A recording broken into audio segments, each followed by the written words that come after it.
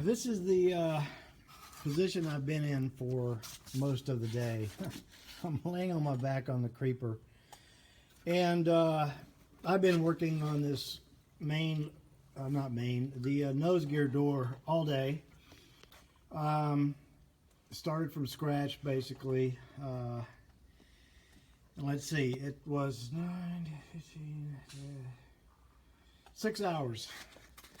Does not look like much because, you know, I'll just drill a couple of holes, slap the hinges on, cleco it on, you're done.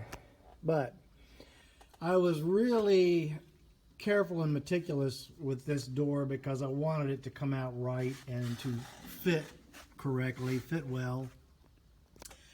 So I think that is the reason that it took me 6 hours to do this. Because, like I said, you can see like some of the red lines, just drew in red lines trying to line things up, make sure the hinges were lined up properly. And the bottom line is I'm really, really happy with this door, the fit of the door. You can see, I will close it here.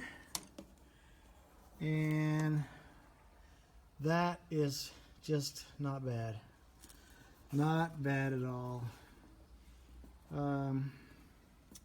So it comes down, it's nice, it's smooth, no binding at all. So again, I'm real happy with that. Sits nice and flush. Right up here in the front, that looks like it's not flush, but actually, well, maybe just a very, very slight amount off here. I think it's actually fairly flush though. But a little bend there and here, and it'll be perfect. So very happy with it.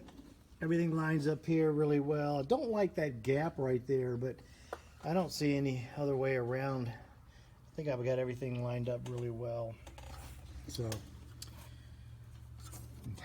nose gear door is temporarily on.